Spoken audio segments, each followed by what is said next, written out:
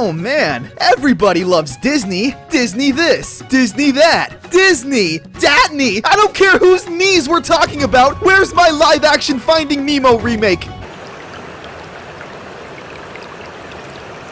Now there's a masterpiece. Anyway, I don't have a transition here, so we're just going to look at some Disney bootleg games. Yeah, everyone always looks at Disney through rose-tinted glasses, where everything is just so magical and majestic.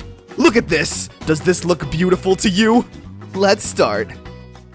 So let's kick things off with a bootleg from Peru. That's definitely a new one. 101 Dalmatians. Yeah, that classic kid-friendly Disney story about adorable dogs getting skinned to death so this old hag can have a nice jacket. It's not as cute as I remember. Well, regardless, Peru must have liked it because they made a bootleg game on the Super Nintendo. 101 Dalmatas. Now, normally, I'm one to make fun of words because I'm not funny, but Dalmatas is probably Peruvian for Dalmatians. The title screen looks nice, apart from this dog who looks a little too happy. Easy there, pupper. This is a game for kids. Our mission: rescue them! Gladly.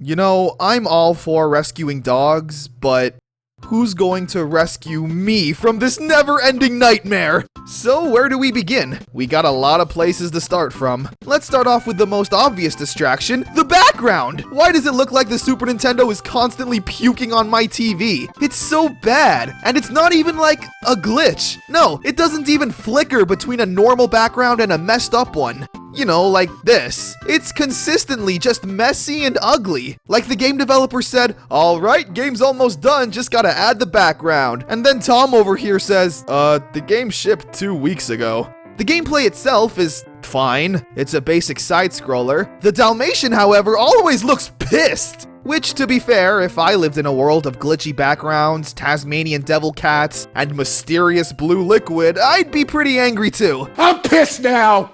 This town's got some pretty weird enemies. As mentioned before, there's the Tasmanian devil cats, but there are also weird hunters and dang skateboarding teenagers. You kids in your Sum 41!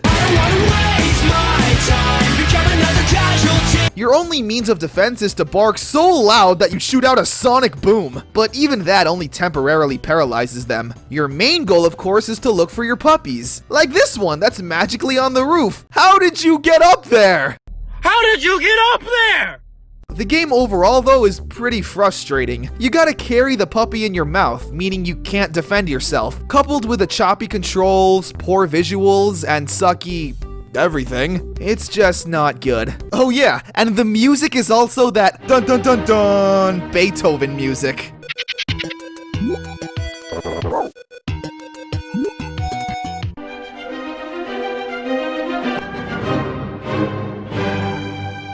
How fitting.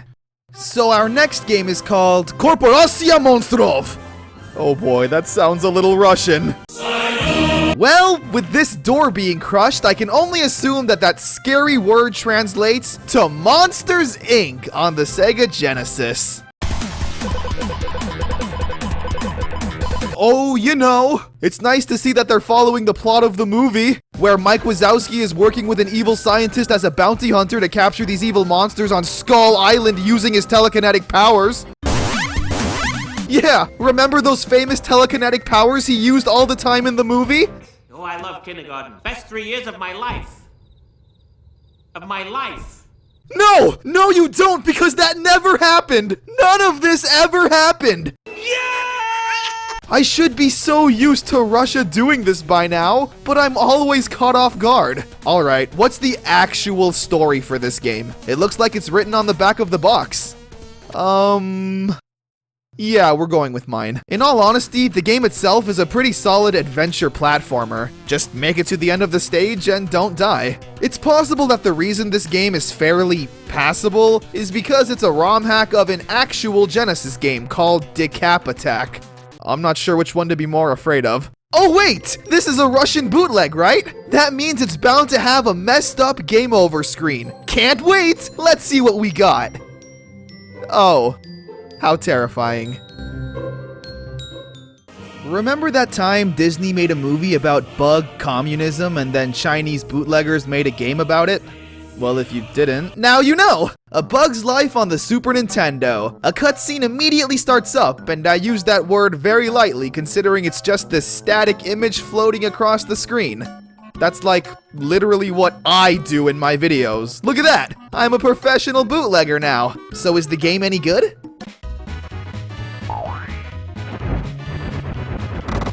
I don't even know anymore. I'm just so numb to these games. The best way to describe a lot of these bootlegs is that they're deceptive. Your first thoughts may be, oh, this looks and sounds nice, but when you actually play it, No! oh no, never mind, this really sucks. The controls are really stiff, and the music and sound effects are so obnoxiously loud, and I can't make this one jump. Literally, I'm stuck here because I can't figure it out. Alright, let's get a good running start to this, and I'm sure we can— That was just absolutely embarrassing. Alright, I got 1 life left. I can't mess this up. God, come on, how much closer could I have gotten? Game over. I got a game over on level 1 from what seems to be a simple jump. Is there anything positive I can say about this game?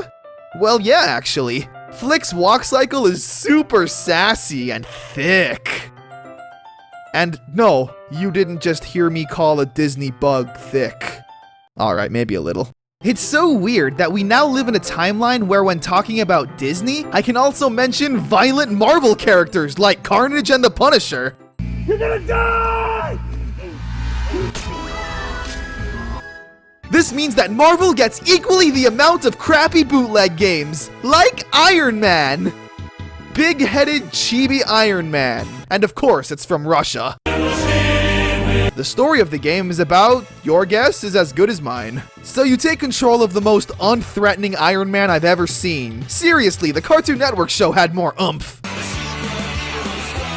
So you traverse the stage, take out enemies, and collect gears.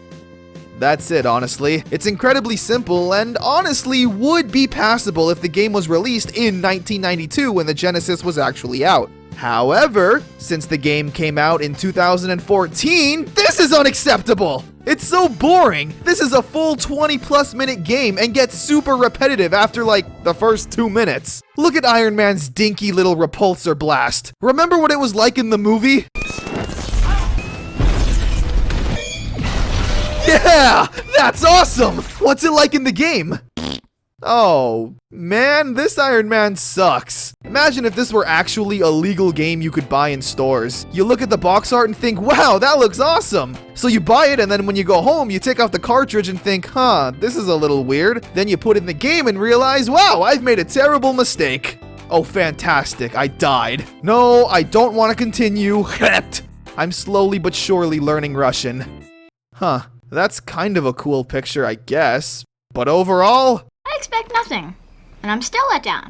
Okay, I can emotionally only handle like 1 more game, so let's make it a good one. Lion King 5, Timon and Pumbaa. Apparently, I don't understand what I mean when I say, let's make it a good one. Hey, calm down, it's not gonna be that fun. So according to the cutscene, the story of this game is that Simba is born. And that's it, have fun! Man, Simba sure likes running around and avoiding bear traps. Oh, pardon me, I didn't expect to run into Sam from Sam & Max wielding a shotgun in the jungle! What's all this about? And what's with Simba's attack? Come on! You're gonna be king of the jungle one day, with this dog shooting you, and all you're gonna do is swipe at it like my friend's cat when you jingle keys in front of it? Oh, you know how it is. Just traveling through the jungle, encountering the everyday walking fingers. Overall, the game is pretty good. It controls well and isn't too obnoxious on the ears. I'd actually consider this one to be a game, which is more than I can say for a lot of these bootlegs. There's just the occasional what the f***ness, like these boxing kangaroos. Or this crocodile rolling around on a tire in this snowy landscape. Even Simba looks like, what the hell is going on with this game? Oh, well, I died. Oh, I just can't believe what I've seen. I didn't need to see this. I don't want to be here. Seriously, what in the honest hell was that? Simba straight up hangs himself. Fully animated and everything. That takes these game over screens to a whole new level. It's one thing to just show a poorly rendered death screen, but to animate Simba hanging himself, Timon digging his own grave, and Pumbaa cooking himself, which to be fair would probably be really tasty, it's still 50 shades of what the fuck? Whatever, I'm done. And depressed. Only one thing left to do. Just kidding, that went to a dark place. But I hope you enjoyed the video and seeing me suffer through more bootlegs. It's my favorite. It actually kind of is, to be honest. So I don't know what's happening to me. Bye!